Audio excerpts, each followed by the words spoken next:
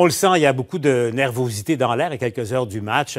Les deux équipes jouent gros ce soir. Et une des questions, il y a des craintes potentielles après le match, des débordements. La mairesse de Montréal, Valérie Plante, est avec nous. Bonjour, Mme la mairesse. Merci d'être là. Bonjour, M. Larocque. Donc, des inquiétudes. Est-ce qu'il y aura un déploiement policier un peu plus important ce soir, Mme Plante? Oui, absolument. Alors, évidemment, on veut cette victoire. Hein? Vous savez, moi, j'ai même pris un pari avec le maire de Toronto, donc je veux qu'on gagne. Ceci étant dit, une fois qu'on aura gagné, on veut que ça se passe bien, que ça se passe, qu'on festoie, qu'il y ait des célébrations, mais dans le respect des règles et, bien sûr, pas de violence. Alors oui, il y aura beaucoup plus d'effectifs policiers pour ce soir. Et ont-ils, au fond, la directive d'intervenir? Dans le passé, à quelques reprises, il y avait des policiers, mais intervenaient peu ou intervenaient tard. Quels sont les ordres de marche là, ce soir? Bien, vous imaginez bien que, contrairement à des événements où parfois il y a des rassemblements qui se faisaient rapidement sous l'appel de personnes via Facebook, là, on le sait qu'il y a un match ce soir, on connaît les heures. Alors, le SPVM a tout un plan de déploiement et d'intervention concernant le match de ce soir. Voilà, ça célébrait dans la joie après le match de samedi soir. Madame la mairesse, quelques heures plus tard, est survenu des événements assez dramatiques dans le vieux de Montréal. Il y a resurgence de la violence par arme à feu, beaucoup. Il y a des commerçants, des restaurateurs qui sont morts d'inquiétude en ce moment dans le vieux Montréal. Vous réclament à vous des mesures urgentes. Qu'est-ce que vous allez faire? Ben oui, et on les comprend. Vous savez, je suis allée à leur rencontre et le SPVM, est aussi très présent depuis plusieurs semaines pour aller les rencontrer et leur expliquer qu'est-ce qui est mis en place. On a augmenté les effectifs dans le Vieux-Montréal et évidemment, ça nous préoccupe tous et toutes. Il faut aussi savoir que maintenant, il y a l'escouade ELTA qui cherche, qui tente vraiment là, de trouver comment ces armes se retrouvent entre les mains de différentes personnes. Donc, tout ça est à l'œuvre. Et bien sûr, nous, on veut rassurer les commerçants, commerçantes que c'est inacceptable et le SPVM est présent. Qu'est-ce qu'on vous dit, Mme la mairesse? Qu'est-ce qui s'est passé dans le Vieux-Montréal? Parce qu'il y a encore un déploiement au moment où on se parle.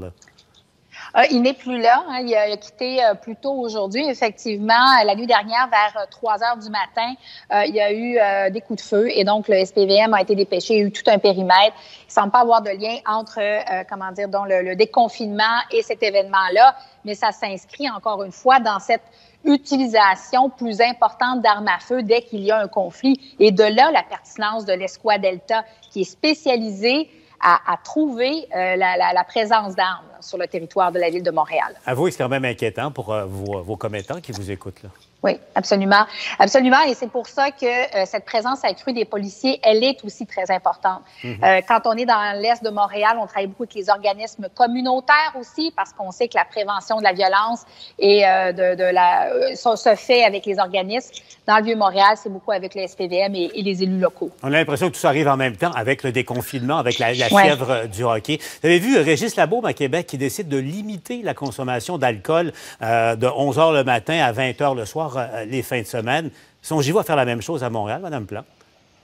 Ce n'est pas dans les plans, mais je ne vous cacherai pas qu'avec le SPVM, on est en constante conversation. Moi, le message que je veux porter aux Montréalais, Montréalaises qui nous écoutent, et les gens qui viennent nous visiter également, là, c'est vraiment important de respecter les règles, et ça m'inclut, et d'éviter les rassemblements, de garder ça loin, Puis j'ai envie de vous dire aussi de se ramasser, parce que vous savez quoi, quand on fait la fête et qu'on se ramasse pas, c'est les petites familles le matin qui arrivent dans le parc, puis qui se retrouvent avec des détritus. Alors, ce civisme qu'on voit depuis le début de la pandémie, il faut qu'il se continue pour les prochains mois. Donc, pas de limitation d'alcool pour le moment. Mais vous ne fermez pas la porte, mais pas pour le moment, c'est ça?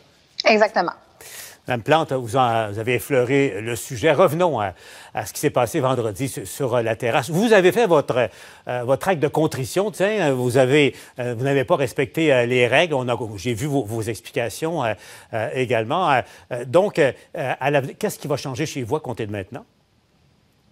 Bien, ça va pas changer parce que depuis le début du confinement, les règles sont appliquées à la lettre de mon côté. Et vous savez quoi? Je pense qu'au final, moi, ce que je retiens de toute cette mésaventure-là, c'est que les Montréalais, les Montréalaises, s'attendent pas à ce que leur candidat à la mairie soit parfait. Par contre, ce à quoi ils s'attendent, c'est à de la transparence et à de l'humilité. Alors moi, j'ai pas hésité une seconde à m'excuser rapidement parce que je trouvais que c'était la bonne chose à faire. Les règles sont pour tout le monde et ça m'inclut. Comment vous avez réagi? Parlez-moi franchement, quand vous avez vu la photo de votre adversaire, Denis Coderre, dans son véhicule, tenant je vais être très, très conservateur, là, prudent, tenant quelque chose dans les mains qui ressemble à un cellulaire. Mais bon, qu'est-ce que vous vous êtes dit?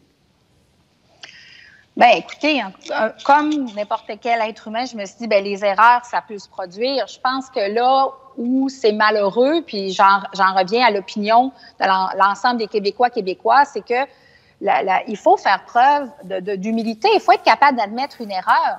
Alors, je trouve que ça laisse présager, ça donne déjà le goût à la campagne. Alors, un candidat à la mairie qui, clairement, se sent au-dessus des lois parce qu'il veut pas admettre une erreur qu'il a commise. Et moi, je pense que, encore une fois, les gens, c'est ce qu'ils recherchent. Ils peuvent comprendre, mais il faut faire preuve d'humilité et de transparence. Donc, en terminant, Mme la mairesse, vous seriez attendue à une reconnaissance, un acte de contrition, à des excuses aussi de M. Coderre? Oui, oui, absolument. Et je pense que, clairement, c'est un style de leadership très différent du mien. Pour moi, cette approche que j'ai adoptée, c'était la bonne parce que je veux que les Montréalais, Montréalaises continuent de respecter les règles et je veux qu'ils sachent que je ne suis pas au-dessus des lois. Personne ne l'est. Et ça, c'est quelque chose à laquelle les gens sont très, très attachés. Moi aussi, comme citoyenne. Mme Plante, en terminant, prédiction pour le match de ce soir? Une victoire. L'honneur de Montréal est en jeu. Je le rappelle, vous gagnez, le drapeau de Montréal flotte à Toronto. Dans le cas contraire, souhaitons-nous une victoire ce soir. Merci, Mme la mairesse, d'avoir été avec nous. Absolument. Dans le calme et dans le respect des règles. Voilà qui est dit. Merci. Merci, M. Larocque. Merci. Au revoir.